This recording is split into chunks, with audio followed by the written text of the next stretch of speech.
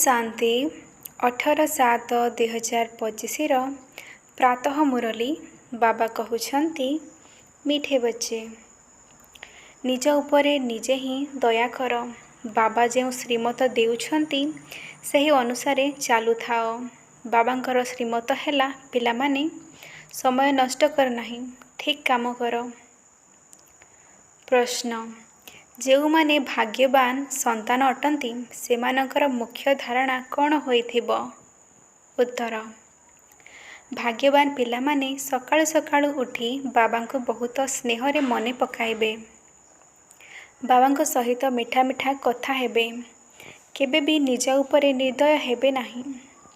सेमाने सम्मानर सहित पास हेबार पुरुषार्थ करी निजकु राजपद पाइबा पाई योग्य करिबे। शांति पिलामाने बाबांको सामने बसिछंती, तेणु जानिछंती जे ये आमर बेहद्र बाबा अटंती एवं आमको बेहद्र सुख देवा पाई श्रीमत देउछंती। तांको पाई गायन करा जाइछि, दयार सागर मुक्तिदाता बहुत महिमा करिथांती। बाबा कहउछंती केवल महिमार मध्य कथा नुहे, पिलामानंकु मत देबा तो पितांकर कर्तव्य। बेहद्र बाबा मध्य मत देउछंती से सर्वोच्च बाबा अटंती, तेबे निश्चित तांकर मत मध्य सर्वोच्च हेबो। आत्मा ही मत ग्रहण करिथाए, आत्मा ही भल किंबा मंद काम करिथाए। एही समय रे दुनिया को रावणर मत मिलुछि, तुम पिलामानंकु रामंकर मत मिलुछि। रावणर मत द्वारा निज उपरे निर्दय होई उलटा काम करिथांती। तेणु बाबा श्रीमत देउछंती, कहउछंती भल काम कर। सबुठारु भल कार्य हेउछि निज उपरे दया करिबा। तुमे जानुछ जे मु आत्मा स्वत प्रधान थिली, बहुत सुखी थिली, पुणी रावणर मत मिलिबा द्वारा तुमे तम प्रधान होई जाइछ। एबे बाबा पुणी मत देउछंती जे प्रथमे बाबांको स्मृति रे रुह, एबे निज उपरे दया कर। बाबा एही मत देउछंती। बाबा दया करी नथांती, बाबा तो श्रीमत देइथांती, एभଳି एभଳି कर्म कर। निज उपरे निजे ही दया करिबा। निजकु आत्मा भाव एवं निजर पतित पावन बाबांकु मने पकाओ, तेबे तुमे पावन होई जिवो। तुमे पावन किपरि होई पारिबो? बाबा राय देउछंती। बाबा ही पतितंकु पावन करुछंती, से श्रीमत देउछंती। जदि तांकर मतरे चालू ना हो तेबे निज प्रति निर्दय हेउछ। बाबा श्रीमत देउछंती कि पिलामाने समय नष्ट कर नाही। एही पाठ को पक्का करी नियो जे मु आत्मा अटे। शरीर निर्वाह पाई धंदा आदि भले कर, तथापि मध्य समय बाहर करी उपाय रचना कर। धंदा आदि करुथिले मध्य आत्मार बुद्धि बाबांको आड़कू रहिबा दरकार। जेपरी प्रेमिका प्रेमिक भी काम तो करि थांती ना, उभय परस्पर प्रति समर्पण होई थांती, किंतु एठारे एपरी हुए नाही। तुमे भक्ति मार्ग रे भी मने पकाउछ। केही केही कहि थांती जे किपरि मने पकाइबी। आत्मार परमात्मांकर रूप गण जहाकू मने पकाइबी। काहेकि ना भक्ति मार्ग रे तो गान करि थांती जे परमात्मा नाम रूपरू अलगा अटंती, किंतु एपरी नुहे। कहि थांती मध्य भ्रुकुटी मध्यरे आत्मा तारका सदृश अटे। पुणी काहेकि कहि थांती जे आत्मा कण ताकू देखि पारिबी नाही। ताहा ही तो जानिबार जिनिस। आत्मा को एवं परमात्मा को जानिबार कथा। से अति सूक्ष्म जिनिस अटंती। जुळजुळिया पोकठारु मध्य सूक्ष्म अटंती। शरीररू किपरि बाहरी जाउछि जणा भी पड़ी न थाए। आत्मार साक्षात्कार मध्य होई थाए। आत्मार साक्षात्कार हेला तो कौन हेला? ताहा तो तारका समान सूक्ष्म अटे। तेणु निजकु आत्मा भावी बाबांकु मने पकाओ। जेपरी आत्मा सेहीपरि परमात्मा मध्य आत्मा अटंती, किंतु परमात्मा को सुप्रीम सोल अर्थात परम आत्मा कहा जाए। से जन्म मरण रे आसी न थांती। आत्मा को सर्वोच्च सेतेबेले कुहाजिब जेतेबेले जन्म मरणरू अलगा हेब। बाकी मुक्तिधाम को तो समस्त को पवित्र होई जीवार अछि। सेथिरे मध्य क्रमानुसारे अछंती जो मानकर हीरो हिरोइन रो पार्ट रही। आत्मा माने तो क्रम अनुसारे अछंती ना। नाटकरे मध्य केही बहुत दरमा पाती केही कम पाती। लक्ष्मी नारायणकर आत्मा को मनुष्य आत्मा मानक भितरे श्रेष्ठ कुहाजिब। जदिओ समस्ते पवित्र होई थांती तथापि मध्य क्रम अनुसारे पाठ रही। किए महाराज किए दासी किए प्रजा तुमे समस्ते कलाकार अट। जानुछ जे एते सबु देवी देवता माने क्रम अनुसारे अछंती। भल पुरुषार्थ करिबे श्रेष्ठ आत्मा हेबे उच्च पद पाइबे।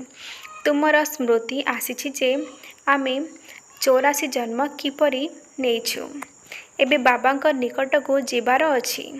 पिलामानंकु एही खुशी भी अछि तो नशा मध्य अछि। समस्ते कहि थांती जे आमे नररु नारायण विश्वर मालिक हेबु। तेबे तो एही भली पुरुषार्थ करिबाकु पड़िबो। पुरुषार्थ अनुसारे पद पाई थांती। समस्तंकु क्रमानुसारे पाठ मिलिछि। एही ड्रामा पूर्व प्रस्तुत अटे। एबे बाबा तुमको श्रेष्ठ मत देउछंती। किपरि भी हेउ बाबा को मने पकाओ तेबे जाई विकर्म विनाश हेब। आउ ता सहित तुमे तम प्रधानरु सत्व प्रधान होई पारिब।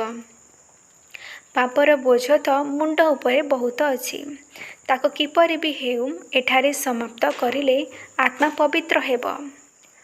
तम प्रधान मध्य तुमे आत्मा ही होइछ। तेणु सत्व प्रधान मध्य तुम आत्मा को हेबार अछि। एही समय रे बेसी पतित भारत अटे। एही खेल मध्य भारत रे हेउछि। बाकी सेमाने तो केवल धर्म स्थापन करिया पई आसीछंती। पुनर्जन्म नेई नेई शेष को समस्ते तम प्रधान होई थांती। स्वर्गर मालिक तुमे हेउछ। जानुछ जे भारत बहुत श्रेष्ठ देश थिला।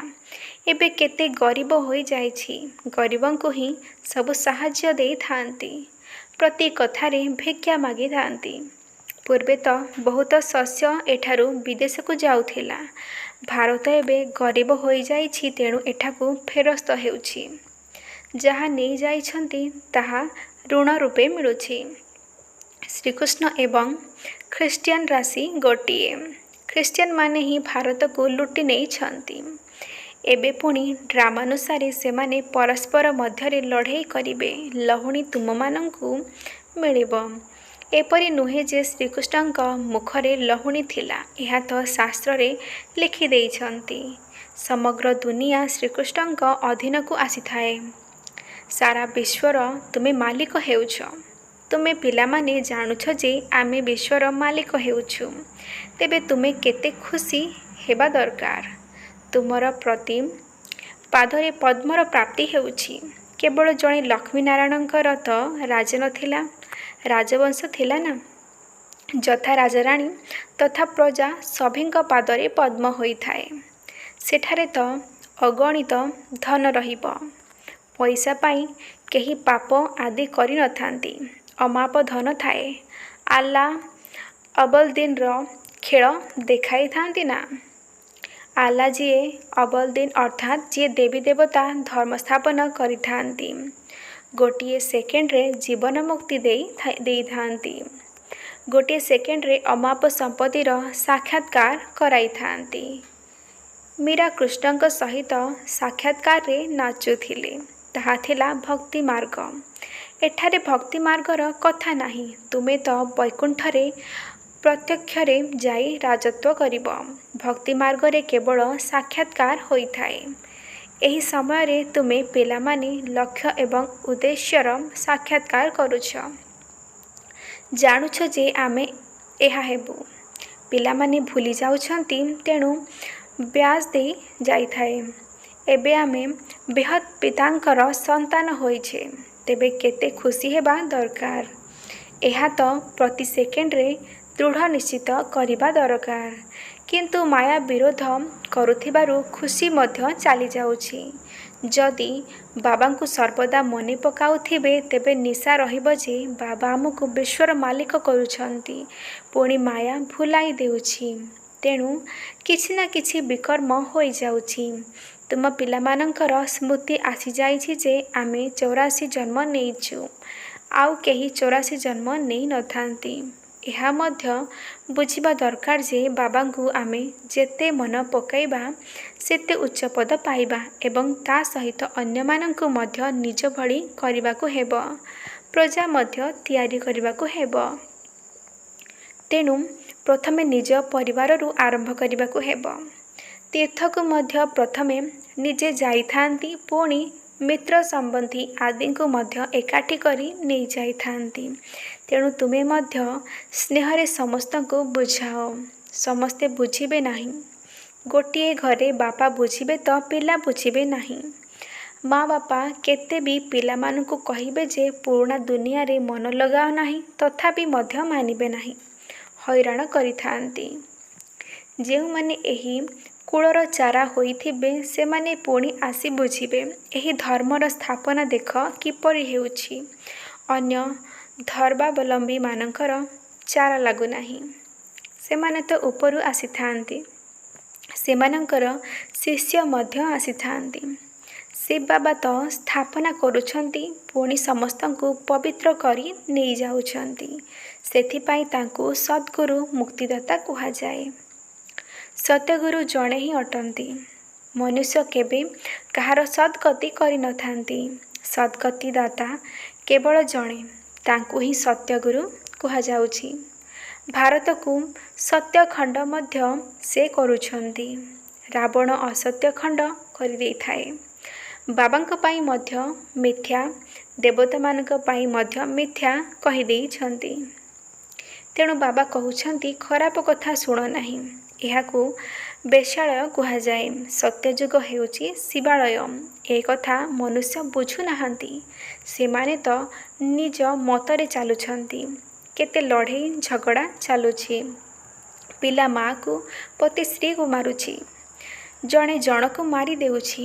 ପିଲା ଦେଖୁଛି ବାପାଙ୍କ ପାଖରେ ବହୁତ ଧନ ଅଛି, ଦେଉନାହିଁ, ତେଣୁ ମାରିବାରେ ମଧ୍ୟ ଡେରି କରୁନାହିଁ। କିପରି ଖରାପ ଦୁନିଆ ହୋଇଯାଇଛି ଦେଖ। ଏବେ ତୁମେ କେତେ ଶ୍ରେଷ୍ଠ ହେଉଛ। ତୁମର ଲକ୍ଷ୍ୟ ଏବଂ ଉଦ୍ଦେଶ୍ୟ ଅର୍ଥାତ୍ ସତ୍ୟଯୋଗୀ ରାଜତ୍ୱ ସାମ୍ନାରେ ରହିଛି। ତୁମେ ତ କେବଳ କହୁଥିଲ, ହେ ପତିତ ପାବନ, ଆସି ଆମକୁ ପବିତ୍ର କର। ଏପରି କ'ଣ କହୁଥିଲ ଯେ ବିଶ୍ୱର ମାଲିକ କର। ଈଶ୍ୱର ତ ସ୍ୱର୍ଗର ସ୍ଥାପନା କରନ୍ତି। ତେବେ ଆମେ କାହିଁକି ସ୍ୱର୍ଗରେ ନାହୁଁ? ପୁଣି ରାବଣ ତୁମକୁ ନର୍କବାସୀ କରିଦେଇଥାଏ। କଳ୍ପର ଆୟୁଷ ଲକ୍ଷ ଲକ୍ଷ ବର୍ଷ କହିବା ଦ୍ୱାରା ଭୁଲି ଯାଇଛନ୍ତି। ବାବା କହୁଛନ୍ତି ତୁମେ ସ୍ୱର୍ଗର ମାଲିକ ଥିଲ, ଏବେ ପୁଣି ଚକ୍ର ଲଗାଇ ନର୍କର ମାଲିକ ହୋଇଛ। ଏବେ ପୁଣି ବାବା ତୁମକୁ ସ୍ୱର୍ଗର ମାଲିକ କରୁଛନ୍ତି। କହୁଛନ୍ତି ସ୍ନେହୀ ଆତ୍ମାମାନେ ବାବାଙ୍କୁ ମନେ ପକାଅ, ତେବେ ତମ ପ୍ରଧାନରୁ ସତ ପ୍ରଧାନ ହୋଇଯିବ। ତମ ପ୍ରଧାନ ହେବା ପାଇଁ ଅଧା କଳ୍ପ ଲାଗିଲା, କିନ୍ତୁ ଏହାକୁ ସାରା କଳ୍ପ ହିଁ କହିବା କାହିଁକି ନା କଳା ତ କମ୍ ହୋଇ ଚାଲିଥାଏ। ଏହି ସମୟରେ କୌଣସି କଳା ନାହିଁ। କହୁଛନ୍ତି ମୁଁ ନିର୍ଗୁଣ, ମୋ ଭିତରେ କୌଣସି ଗୁଣ ନାହିଁ। ଏହାର ଅର୍ଥ କେତେ ସ୍ପଷ୍ଟ ଅଟେ। ଏଠାରେ ପୁଣି ନିର୍ଗୁଣ ବାଳକର ସଂସ୍ଥା ମଧ୍ୟ ରହିଛି। ବାଳକମାନଙ୍କ ଭିତରେ କୌଣସି ଗୁଣ ନାହିଁ। ନ ହେଲେ ବାଳକଙ୍କୁ ମହାତ୍ମାଙ୍କଠାରୁ ଶ୍ରେଷ୍ଠ କୁହାଯାଇଛି। ତାଙ୍କୁ ବେକାର କ'ଣ ଜଣା ନାହିଁ। ମହାତ୍ମାମାନଙ୍କୁ ତ ବେକାର କ'ଣ ଜଣାଅଛି। ତେବେ ଅକ୍ଷର ମଧ୍ୟ କେତେ ଭୁଲ କହୁଛନ୍ତି। ମାୟା ବିଲକୁଲ ଅସତ୍ୟ କରିଦେଇଛି। ଗୀତା ମଧ୍ୟ ପଢ଼ିଥାନ୍ତି, କହିଥାନ୍ତି ଯେ ଭଗବାନ ଉବାଚ କାମ ବେକାର ମହାଶତ୍ରୁ। ଏହା ଆଦି ମଧ୍ୟ ଅନ୍ତ ଦୁଃଖଦାୟୀ ଅଟେ। ତଥାପି ମଧ୍ୟ ପବିତ୍ର ହେବାରେ କେତେ ବିଘ୍ନ ପକାଉଛନ୍ତି। ପୁଅ ବିବାହ କରୁନାହିଁ ତ କେତେ ଗାଳି ଦେଇଥାନ୍ତି। ବାବା କହୁଛନ୍ତି ତୁମ ପିଲାମାନଙ୍କୁ ଶ୍ରୀମତ ଆଧାରରେ ଚାଲିବା ଉଚିତ। ଯିଏ ଫୁଲ ହେବା ପାଇଁ ଯୋଗ୍ୟ ନୁହେଁ, କେତେ ବି ବୁଝାଅ, କେବେ ହେଲେ ମାନିବେ ନାହିଁ। କେଉଁଠାରେ ପିଲାମାନେ ପୁଣି କହିଥାନ୍ତି ଯେ ଆମେ ବିବାହ କରିବୁ ନାହିଁ। ତେବେ ମା ବାପା କେତେ ଅତ୍ୟାଚାର କରିଥାନ୍ତି। ବାବା କହୁଛନ୍ତି, ଯେତେବେଳେ ଜ୍ଞାନ ଯଜ୍ଞ ରଚନା କରିଥାଏ ସେତେବେଳେ ଅନେକ ପ୍ରକାରର ବିଘ୍ନ ପଡ଼ିଥାଏ। 3 ପାଦ ଭୂମି ମଧ୍ୟ ଦେଇନଥାନ୍ତି। ତୁମେ କେବଳ ବାବାଙ୍କ ମତରେ ଚାଲି ତାଙ୍କୁ ମନେ ପକାଇ ପବିତ୍ର ହେଉଛ। ଆଉ କୌଣସି କଷ୍ଟ ନାହିଁ। କେବଳ ନିଜକୁ ଆତ୍ମା ଭାବି ବାବାଙ୍କୁ ମନେ ପକାଅ। ଯେପରି ତୁମେ ଆତ୍ମାମାନେ ଏହି ଶରୀରରେ ଅବତରିତ ହୋଇଛ, ସେହିଭଳି ବାବା ମଧ୍ୟ ଅବତରିତ ହୋଇଛନ୍ତି। ପୁଣି କଚ୍ଛପ ଅବତାର, ମତ୍ସ୍ୟ ଅବତାର କିପରି ହୋଇପାରିବ? କେତେ ନିନ୍ଦା କରିଛନ୍ତି। କହିଥାନ୍ତି, ଗୋଡ଼ି ପଥରରେ ମଧ୍ୟ ଭଗବାନ ଅଛନ୍ତି। ବାବା କହୁଛନ୍ତି, ମୋର ଏବଂ ଦେବତାମାନଙ୍କର ନିନ୍ଦା କରୁଛନ୍ତି। ମୋତେ ଆସିବାକୁ ପଡ଼ୁଛି। ମୁଁ ଆସି ତୁମ ପିଲାମାନଙ୍କୁ ପୁଣି ଥରେ ସମ୍ପତ୍ତି ଦେଉଛି। ମୁଁ ଆଶୀର୍ବାଦ ଦେଉଛି, ଆଉ ରାବଣ ଅଭିଶାପ ଦେଉଛି। ଏହା ହିଁ ହେଉଛି ଖେଳ। ଯେଉଁମାନେ ଶ୍ରୀମତ ପାଳନ କରୁନାହାନ୍ତି, ତେବେ ବୁଝିବାକୁ ହେବ ଯେ ସେମାନଙ୍କର ଭାଗ୍ୟ ଏତେ ଶ୍ରେଷ୍ଠ ନୁହେଁ। ଭାଗ୍ୟମାନ ହୋଇଥିଲେ ସକାଳୁ ସକାଳୁ ଉଠି ବାବାଙ୍କୁ ମନେ ପକାଇବେ, ବାବାଙ୍କ ସହିତ କଥାବାର୍ତ୍ତା କରିବେ। ନିଜକୁ ଆତ୍ମା ଭାବି ବାବାଙ୍କୁ ମନେ ପକାଇଲେ ବିକର୍ମ ବିନାଶ ହେବ। ଖୁସିର ପାରଦ ଚଢ଼ିବ। ଯେଉଁମାନେ ସମ୍ମାନର ସହିତ ପାସ୍ ହୋଇଥାନ୍ତି ସେମାନେ ହିଁ ରାଜପଦ ପାଇଁ ଯୋଗ୍ୟ ହୋଇପାରିବେ। କେବଳ ଏକ ଲକ୍ଷ୍ମୀ ନାରାୟଣ ରାଜ୍ୟ କରିନଥାନ୍ତି, ରାଜଧାନୀ ଅଟେ ନା। ଏବେ ବାବା କହୁଛନ୍ତି, ତୁମର ବୁଦ୍ଧି କେତେ ସ୍ୱଚ୍ଛ ହେଉଛି। ଏହାକୁ ସତ୍ସଙ୍ଗ କୁହାଯାଇଛି। ସତ୍ସଙ୍ଗ ଗୋଟିଏ ହିଁ ହୋଇଥାଏ, ଯାହାକି ବାବା ସତ୍ୟଜ୍ଞାନ ଦେଇ ସତ୍ୟଖଣ୍ଡର ମାଲିକ କରାଉଛନ୍ତି। କଳ୍ପର ସଙ୍ଗମ ଯୁଗରେ ହିଁ ସତ୍ୟର ସଙ୍ଗ ମିଳୁଛି। ସ୍ୱର୍ଗରେ କୌଣସି ପ୍ରକାରର ସତ୍ସଙ୍ଗ ହୁଏ ନାହିଁ। ଏବେ ତୁମେ ଆତ୍ମିକ ଉଦ୍ଧାରକାରୀ ସୈନ୍ୟ ଅଟ। ତୁମେ ବିଶ୍ୱର ନୌକା ପାର କରୁଛ। ତୁମର ଉଦ୍ଧାରକର୍ତ୍ତା ଶ୍ରୀମତ ଦାତା ବାବା ଅଟନ୍ତି। ତୁମର ମହିମା ବହୁତ ଶ୍ରେଷ୍ଠ ଅଟେ। ବାବାଙ୍କର ମହିମା, ଭାରତର ମହିମା ଅପରମ ଅପାର ଅଟେ। ତୁମ ପିଲାମାନଙ୍କର ମହିମା ମଧ୍ୟ ଅପରମ ଅପାର ଅଟେ। ତୁମେ ବ୍ରହ୍ମାଣ୍ଡର ଏବଂ ବିଶ୍ୱର ମଧ୍ୟ ମାଲିକ ହେଉଛ। ମୁଁ ତ କେବଳ ବ୍ରହ୍ମାଣ୍ଡର ମାଲିକ ଅଟେ। ପୂଜା ମଧ୍ୟ ତୁମର ଡବଲ ହୋଇଥାଏ। ମୁଁ ତ ଦେବତା ହେଉନାହିଁ, ଯାହାଦ୍ୱାରା ଡବଲ ପୂଜା ହେବ। ତୁମମାନଙ୍କ ଭିତରେ ମଧ୍ୟ କ୍ରମ ଅନୁଯାୟୀ ବୁଝିଥାନ୍ତି ଏବଂ ଖୁସିରେ ଆସି ପୁରୁଷାର୍ଥ କରିଥାନ୍ତି। ପାଠପଢ଼ାରେ ପାର୍ଥକ୍ୟ କେତେ ରହିଛି। ସତ୍ୟଯୁଗରେ ଲକ୍ଷ୍ମୀନାରାୟଣଙ୍କର ରାଜ୍ୟ ଚାଲେ। ସେଠାରେ ମନ୍ତ୍ରୀ ନଥାନ୍ତି। ଲକ୍ଷ୍ମୀନାରାୟଣ ଯାହାଙ୍କୁ ଭଗବାନ ଭଗବତୀ କହିଥାନ୍ତି, ସେ ପୁଣି ମନ୍ତ୍ରୀର ରାୟ ନେବେ କି? ଯେତେବେଳେ ପତିତ ରାଜା ହୋଇଥାନ୍ତି, ସେତେବେଳେ ପୁଣି ମନ୍ତ୍ରୀ ଆଦି ରଖିଥାନ୍ତି। ଏବେ ତ ପ୍ରଜାଙ୍କର ପ୍ରଜା ଉପରେ ରାଜ୍ୟ ଚାଲିଛି। ତୁମ ପିଲାମାନଙ୍କର ଏହି ପୁରୁଣା ଦୁନିଆରୁ ବୈରାଗ୍ୟ ହୋଇଛି। ଜ୍ଞାନ, ଭକ୍ତି ଏବଂ ବୈରାଗ୍ୟ। ଜ୍ଞାନ କେବଳ ରୁହାନୀ ବାବା ଶିଖାଇଥାନ୍ତି, ଆଉ କେହି ଶିଖାଇ ପାରିବେ ନାହିଁ। ବାବା ହିଁ ପତିତ ପାବନ ସମସ୍ତଙ୍କର ସଦ୍ଗତିଦାତା ଅଟନ୍ତି।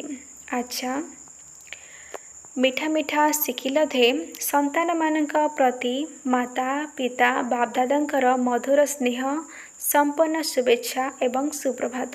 ଆତ୍ମିକ ପିତାଙ୍କର ଆତ୍ମିକ ସନ୍ତାନମାନଙ୍କୁ ନମସ୍ତେ। ଆତ୍ମିକ ସନ୍ତାନମାନଙ୍କର ଆତ୍ମିକ ବାପଦାଦାଙ୍କୁ ନମସ୍ତେ ନମସ୍ତେ ନମସ୍ତେ। ସୁପ୍ରଭାତ। ଧାରଣ ପାଇଁ ମୁଖ୍ୟସାର। ପ୍ରଥମ ପଏଣ୍ଟ, ବାବାଙ୍କୁ ମନେ ପକାଇବା ସହିତ ଅନ୍ୟମାନଙ୍କୁ ନିଜ ଭଳି କରିବାର ସେବା ମଧ୍ୟ କରିବା ଉଚିତ। Charity begins at home. ଦାନ ପୁଣ୍ୟ ନିଜ ଘରୁ ଆରମ୍ଭ କରାଯାଏ। ସମସ୍ତଙ୍କୁ ସ୍ନେହର ସହିତ ବୁଝାଇବାକୁ ହେବ। ଦ୍ୱିତୀୟ ପଏଣ୍ଟ, ଏହି ପୁରୁଣା ଦୁନିଆଠାରୁ ବେହଦର ବୈରାଗୀ ହେବାକୁ ପଡ଼ିବ। ଖରାପ କଥା ଶୁଣ ନାହିଁ, ଖରାପ କଥା ଦେଖ ନାହିଁ। ଆମେ ସେହି ବେହଦ ବାବାଙ୍କର ସନ୍ତାନ ଅଟୁ। ସେ ଆମକୁ କୁବେରର ସମ୍ପତ୍ତି ଦେଉଛନ୍ତି। ଏହି ଖୁସିରେ ରହିବାର ଅଛି। ବରଦାନ। ନିଜର ପ୍ରତ୍ୟେକ ସଂକଳ୍ପ, ବାଣୀ ଏବଂ କର୍ମକୁ ଫଳଦାୟକ କରୁଥିବା ଆତ୍ମିକ ପ୍ରଭାବଶାଳୀ ଆତ୍ମା ହୁଅ। ଯେତେବେଳେ ବି କୌଣସି ଆତ୍ମାର ସମ୍ପର୍କରେ ଆସୁଛ, ତା ପ୍ରତି ତୁମର ମନର ଭାବନା, ସ୍ନେହ, ସହଯୋଗ ଏବଂ କଲ୍ୟାଣ ପ୍ରଭାବଶାଳୀ ହେଉ। ତୁମର ପ୍ରତ୍ୟେକ ବାଣୀ କାହାକୁ ବି ସାହସ ଏବଂ ଶକ୍ତି ଦେବାର ପ୍ରଭାବଶାଳୀ ହେଉ। ସାଧାରଣ କଥାବାର୍ତ୍ତାରେ ତୁମର ସମୟ ନ ଯାଉ। ସେହିଭଳି ତୁମର ପ୍ରତ୍ୟେକ କର୍ମ ମଧ୍ୟ ଫଳଦାୟକ ହେଉ। ଚାହେ ନିଜ ପ୍ରତି ହେଉ ବା ଅନ୍ୟମାନଙ୍କ ପ୍ରତି ହେଉ। ପରସ୍ପର ଭିତରେ ମଧ୍ୟ ସବୁ ପ୍ରକାରରେ ପ୍ରଭାବଶାଳୀ ହୁଅ। ତେବେ ସେବା କ୍ଷେତ୍ରରେ ଯଦି ଆତ୍ମିକ ପ୍ରଭାବଶାଳୀ ହେବ, ତେବେ ଯାଇ ବାବାଙ୍କୁ ପ୍ରତ୍ୟକ୍ଷ କରିବାର ନିମିତ୍ତ ହୋଇପାରିବ। ସ୍ଲୋଗାନ: ଏଭଳି ଶୁଭଚିନ୍ତକ ମଣି ହୁଅ, ଯାହାକି ତୁମର କିରଣ ବିଶ୍ୱକୁ ଆଲୋକିତ କରିପାରିବ। ଅବ୍ୟକ୍ତ ଇଶାରା: ସଂକଳ୍ପ ଶକ୍ତିକୁ ଜମା କରି ଶ୍ରେଷ୍ଠ ସେବାର ନିମିତ୍ତ ହୁଅ। ବର୍ତ୍ତମାନ ସମୟ ଅନୁସାରେ ଶୀତଳତାର ଶକ୍ତି ଦ୍ୱାରା ପ୍ରତ୍ୟେକ ପରିସ୍ଥିତିରେ ନିଜର ସଂକଳ୍ପର ଗତିକୁ ଏବଂ ବାଣୀକୁ ଶୀତଳ ତଥା ଧୈର୍ଯ୍ୟଶୀଳ କର। ଯଦି ତୁମର ସଂକଳ୍ପର ଗତି ତୀବ୍ରବେଗୀ ହୋଇଥିବ, ତେବେ ବହୁତ ସମୟ ବ୍ୟର୍ଥରେ ନଷ୍ଟ ହୋଇଯିବ, ଯାହାକୁ ତୁମେ ନିୟନ୍ତ୍ରଣ କରିପାରିବ ନାହିଁ। ସେଥିପାଇଁ ଯଦି ଶୀତଳତାର ଶକ୍ତିକୁ ଧାରଣ କରିନେବ, ତେବେ ବ୍ୟର୍ଥଠାରୁ ସୁରକ୍ଷିତ ହୋଇଯିବ ଏବଂ କାହିଁକି କ'ଣ ଏମିତି ନୁହେଁ ସେମିତି ଏହିଭଳି ବ୍ୟର୍ଥରେ ତୀବ୍ର ଗତିଠାରୁ ମୁକ୍ତ ହୋଇଯିବ। ଓମ୍ ଶାନ୍ତି।